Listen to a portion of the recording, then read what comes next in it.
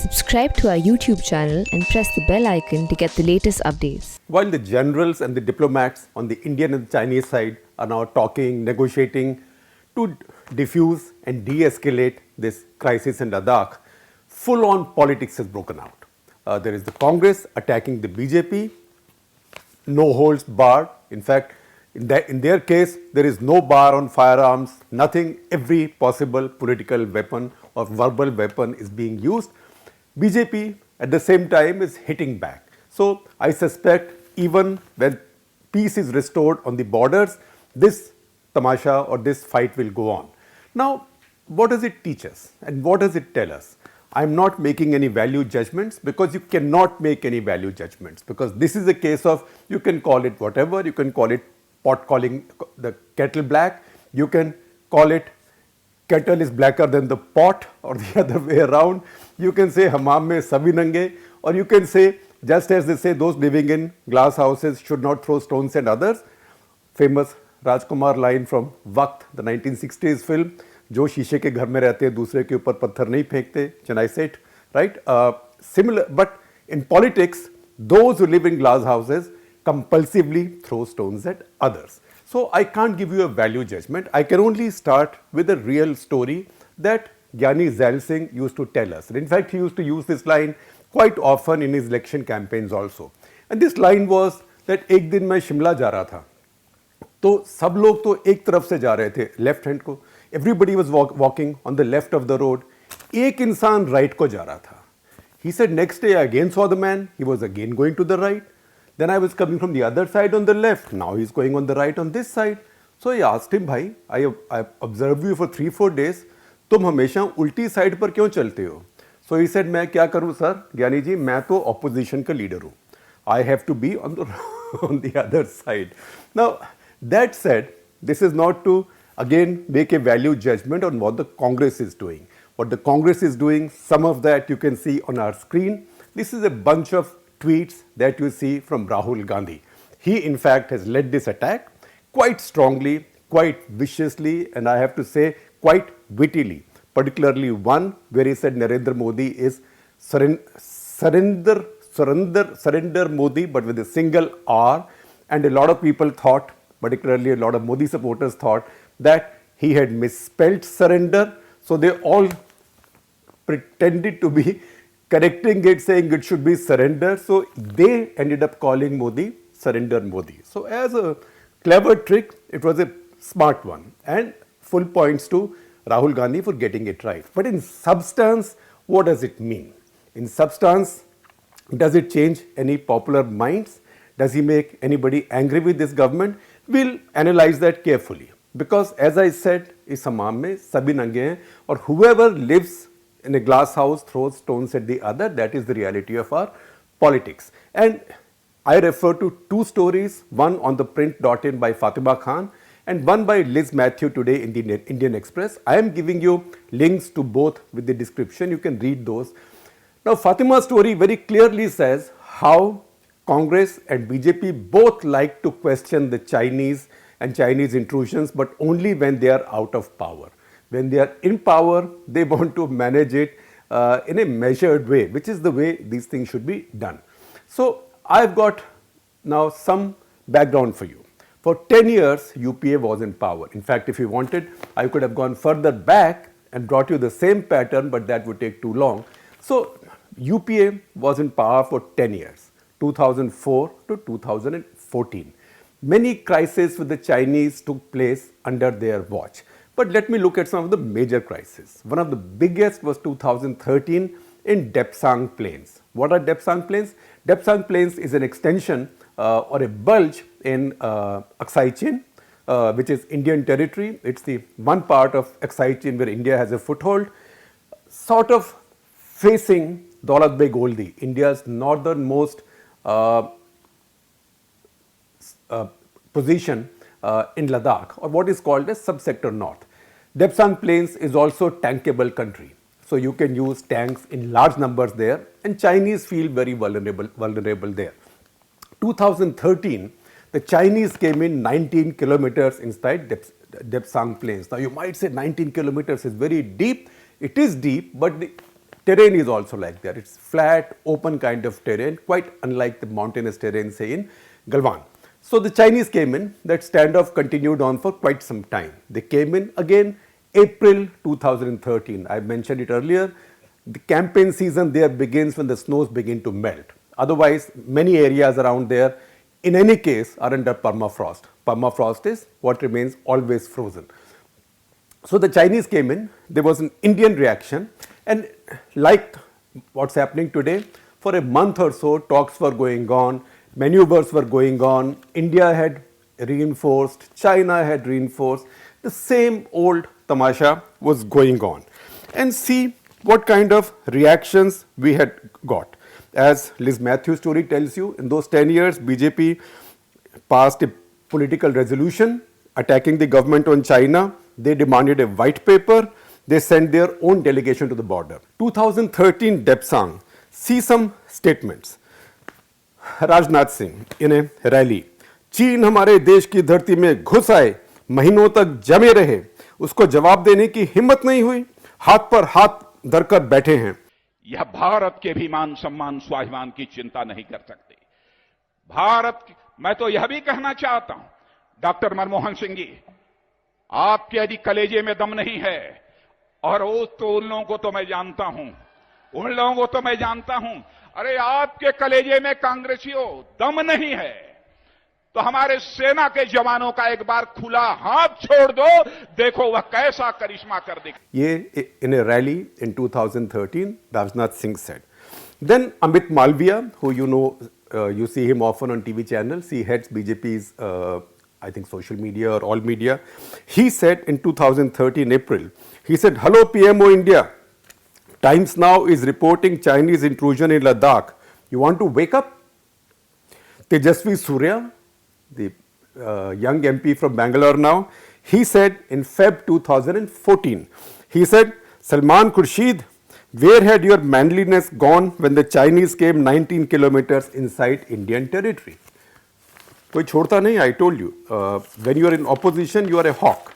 Then in Panaji, BJP had its national executive, where it passed a resolution which was titled Suraksha or Abhiman, Security and Pride. It said India is being dishonored, trivialized, and its legitimate authorities being questioned by China, and government is only responding with platitudes. As strong as that. Then Narendra Modi tweeted at that time, and you will see all these on our screen. Narendra Modi tweeted, "Today, security of the nation is under threat. What did China do? They enter our borders and we silently watch." Then another tweet from him, "India is going through a troubled situation. China intrudes our borders, Pakistan kills our soldiers time and again, but center doesn't act." Tweet number 3 from Narendra Modi, "From China's intrusions to Pakistan's ambushes, UPA government has been absolutely lax in securing our borders. When will the country wake up? When will the center wake up?" Tweet number 4 from Narendra Modi, "China withdraws its forces, but I wonder why Indian forces are withdrawing from Indian territory. Why did we retreat?" Remember, that is precisely what's happening in Galwan, and that's precisely what will happen as we de-escalate. Because both sides had decided even earlier, except in Pangong, that forces will withdraw about a couple of kilometers behind wherever they were. That is so that they get away from each other, and chances of a fight are minimized. Chances of an unplanned fight are minimized, and that is precisely what's happening where de-escalation is taking out. But when you are in the opposition, it doesn't matter. Then Amit Shah said in 2014 election campaign, whenever the Chinese want, they come for picnic into Indian territory, and the government does nothing about it. Again, we are not making up anything. You can see all this on our screen. Rajnath Singh said in the same election campaign that government of India, UPA government, has a casual approach to national security. He said it is an Indian weakness if government has to plead with Chinese soldiers to return home when they get into Arunachal. And then he went on to say, if you tell our Jawans will throw them out, they will not bother, but you are not giving a free hand to our Jawans to throw the Chinese out. Then he again said, border defense agreement with the Chinese. Now, this is the agreement that Manmohan Singh signed when he went to China. And this was continuing on in a series of border defense agreements that we have spoken about earlier, 93, 96, 2005 and onwards. So, each agreement then found a way of stabilizing the situation on the line of control or line of actual control and for maintaining peace and tranquility. And that's when you had these rules about not carrying weapons, or even if you're carrying a rifle, you carry it at the back, barrel down, and magazine not married or not mated with the rifle. That is so that a firefight doesn't break out.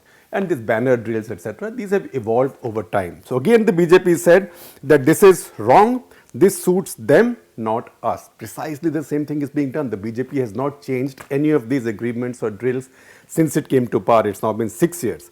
In 2012, BJP again issued a very strong statement that Chinese are threatening India's oil assets in Vietnamese economic zone.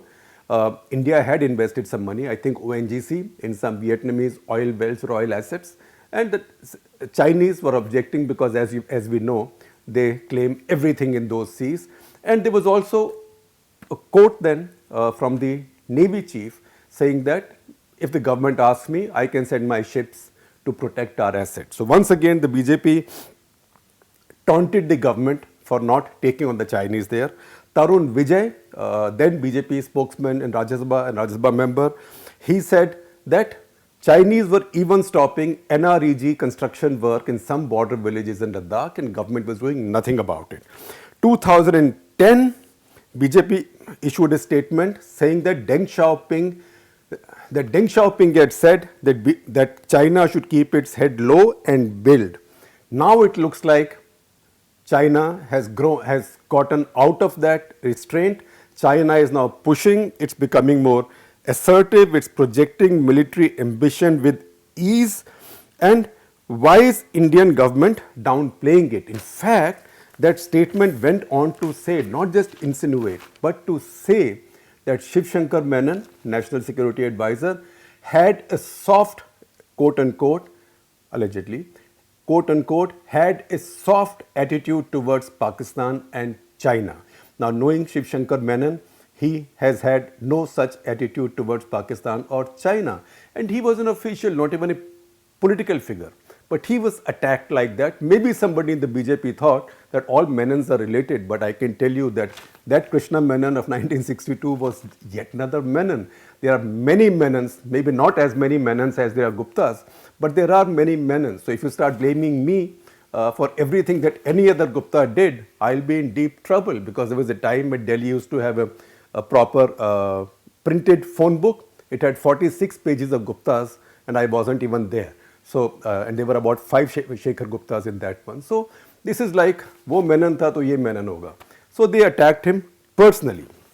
Then the BJP set up a 5-member committee of MPs to go and inspect the border areas to check out the intrusions. I don't know whether they were carrying rifles or not, or if they had the rifles, were they mated with magazines or not. It was also the time when a couple of these commando comic channels were also sending their reporters and saying that India's government of India is denying intrusions, but we have gone and discovered intrusions because we went right to the line of control and we found in Indian areas packets of Chinese branded cigarettes. I mean, this is such a Sheikh Chilli story, right? That's why I say commando comic channels. So we found these cigarette packets. Now it could even be there's some border guards say, boss, मुझे दिखाना तेरी कौन सी cigarette है? अच्छा, एक packet मैं देता हूँ, एक पैकेट तू ले. There is honor among border guards. So there was build up like that. August 2010, the Chinese refused visa to Lieutenant General B.S. Jamwal, who was our Northern Army commander, and they refused him visa on the grounds that he was commanding formations in an area over which the Chinese had claims, that is Ladakh, etc., etc. When that happened, Government of India cancelled the delegation's visit in which he was to go and also denied visa to some Chinese. Tarun Vijay then said, China thinks it can afford to be abrasive with India whenever it wants to be. Response of government of India is sheepishly looking here and there and inadequate to say the least. And he says that we should now ratchet up Chinese troubles on Tibet, Xinjiang, and with Uyghur populations. 6 years BJP is in power, right? No such thing has been done and will not be done. I guarantee it to you, because when you are in power, then you behave much more responsibly. 2009. Now again people have forgotten this. 2009 November 12. That was the 50th anniversary of the Dalai Lama coming into India, escaping from China, coming into India as a refugee. Where did he enter India? He entered India in Tawang.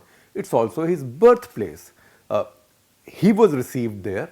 So 50 years later, he wanted to go to Tawang. Just before that, Manmohan Singh had also visited Arunachal Pradesh. China had objected to that, Manmohan Singh visiting Tawang, and now Dalai Lama was going there. That was really poking the bear in the eye. So the Chinese got very upset and they made warlike noises, and this got really ratcheted up. The fact is, India stared China down. You might say Manmohan Singh didn't talk very much, but Manmohan Singh's government stared China down. Not only did the Dalai Lama go to Tawang, but also he visited the Deputy Commissioner's house, which is called Tawang House. That's the building where he was received when he came in. This is despite all the protests. After that, if you remember, there was a meeting between Manmohan Singh and Wen Jiabao, his Chinese counterpart, Chinese premier, in Germany, where they both decided to calm things down. And I think somebody, Wen Jiabao, used the line that now a new cool breeze is blowing over India-China relations. It was a warlike situation. Again, you can also see nuances even in the way the opposition sometimes behaves, because ultimately they are grown-up people.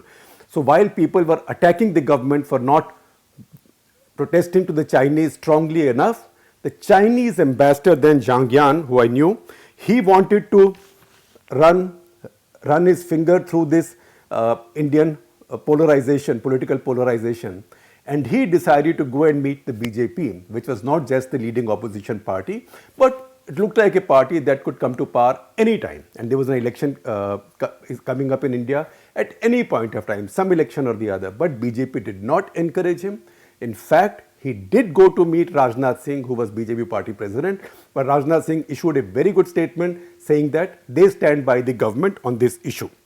So mature people, when they handle it correctly, they can handle it right even in the opposition. Then Manmohan Singh's visit to Tawang. Ravi Shankar Prasad said, oh, why is India being so apologetic to Chinese protest on Manmohan Singh visiting Tawang? Indian response to Chinese protest is too routine. Then he said the aggressive posture of China is being met with not only timid response, but a deliberate attempt to downplay the situation. You can see those full statements running on our screen. If I read them, they'll be too long and they'll take too much time.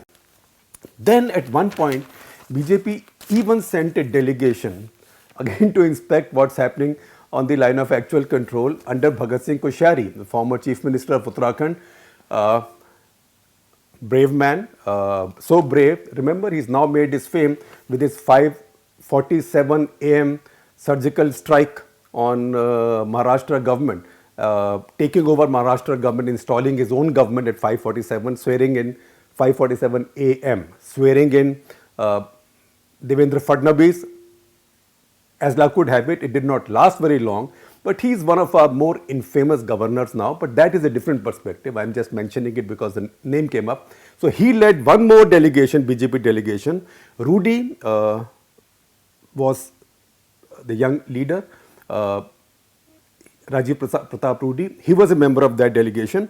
In fact, that also came back and said government is being complacent on the border. And yet, think, today you see a lot of these pictures coming out saying that, oh, Rahul Gandhi, Sonia Gandhi, they are close to Chinese Communist Party. They signed an agreement with them. So, in 2012, BJP officially and then Nitin Gadkari was president, issued a congratulatory note to Xi Jinping as he took over as president of China. Gadkari also exchanged visits with Ai Ping, the Chinese vice minister and head of the International Department of Chinese Communist Party of China, and they made reciprocal visits. Ai Ping came to India to visit the BJP headquarters. Nitin Gadkari visited China to visit the CPC headquarters. Now you see all this. You've already seen all the stuff that Rahul Gandhi said earlier, and you will see more as it will come in. And if you want, I can spend the next 10 minutes telling you what happened under Vajpayee before that, what happened under Narasimha Rao before that. This pattern has gone on. You can say this is normal democracy. Now, within normal democracy, which is fine, there is also politics. So some people know politics, some people don't know politics. Or some people don't know politics, but they learn politics in the course of time. Now, I will give you one example of when someone did not know politics and it did not work for him.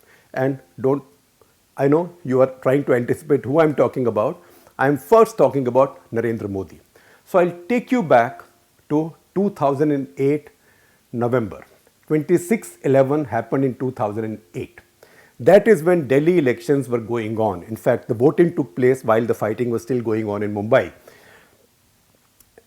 A few months later, national elections were due also in the coming summer of 2009. While the fighting was going on, the BJP issued strong statements saying government was weak, its response was weak, etc., etc.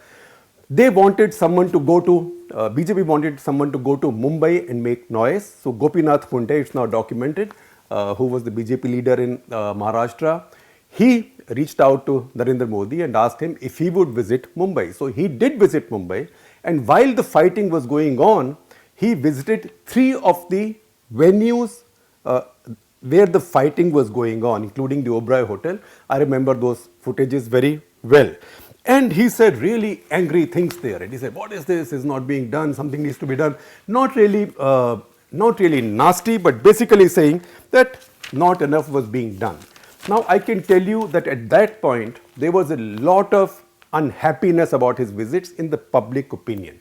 Because what happens, when India has its backs to the wall, then public opinion in India, and that's what keeps India together, always rallies with the government of the day or with the armed forces of the day.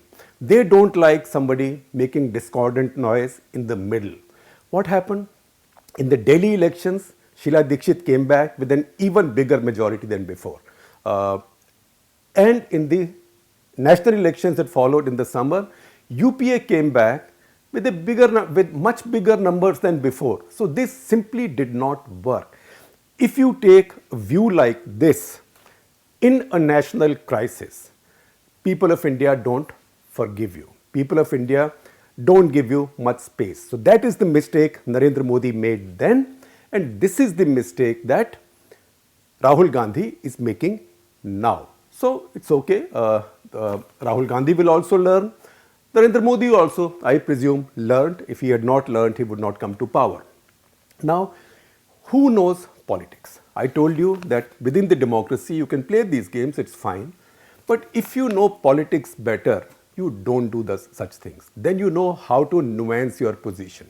And I'll give you the example of 2 politicians, 2 ghuta hua politicians today. One is somebody for whom we can say ghat ghat ka pani piya hai, the most experienced politician in India, that is Sharad Pawar. He's been on so many sides. He was the Chief Minister of India, second largest state at the age of 38, Chief Minister of Maharashtra, and Mamta Banerjee, who is such a good politician that she has worked with Congress, with the BJP, with the Third Front, but she's also driven the left out and destroyed and buried it in West Bengal. And she's now standing up and fighting with the BJP. So these are also the 2 leaders who have no reason to love BJP. BJP doesn't love them. If you say there's no love lost between them, that's a euphemism. They detest each other. Because Mamta Banerjee is the one person that BJP wants to defeat. And if there's one leader in India, even in India's opposition, who really stands up to the BJP and who can match the BJP or outfight the BJP in terms of being a street fighter, that is Mamata Banerjee. They really detest her and vice versa. Similarly, Sharad Pawar. Now, there are always rumors that Sharad Pawar is compromised, Sharad Pawar will make a deal. And these rumors were there even when Bhagat Singh Koshyari, remember we talked about him just now, who was setting up his fake government at 5:47 a.m. in the morning. And everybody said, oh, but wait, Sharad Pawar is defecting. But he knows his politics. Not only did he not defect, but he stole Maharashtra away right from under the BJP's noses.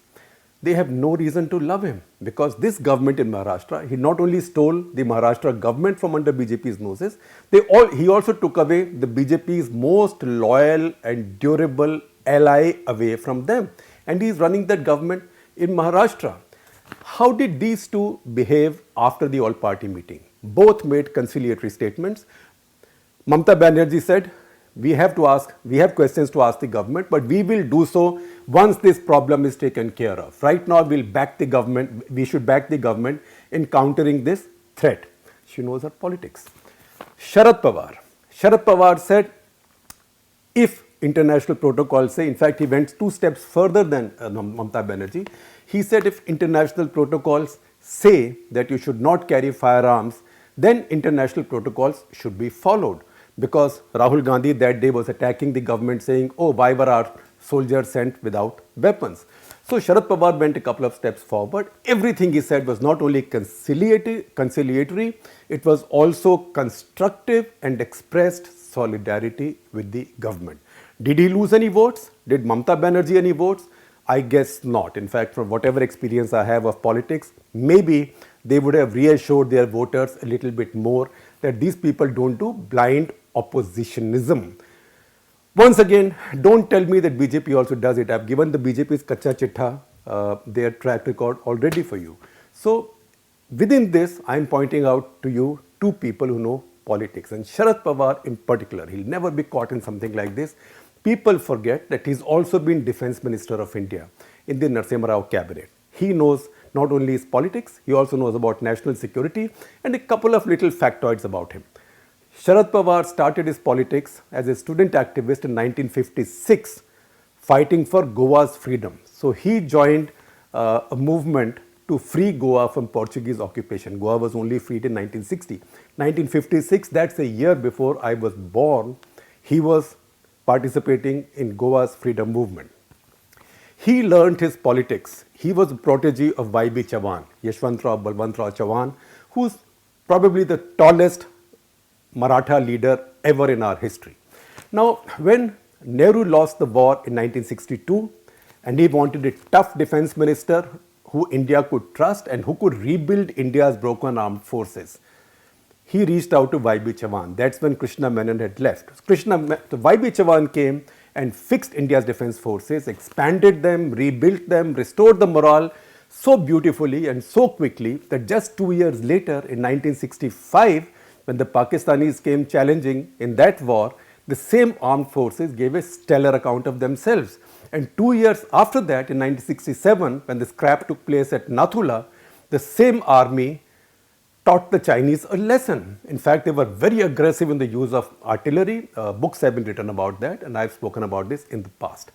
So it was under that Y.B. Chavan that Sharad Pawar was brought up. So he understands politics from those times, just as Mamata Banerjee, having been around, understands politics. This is something that Rahul Gandhi does not understand right now, and this is something that Narendra Modi did not understand in 2008. I am not doing both sidism. I never do such a thing. I speak my mind.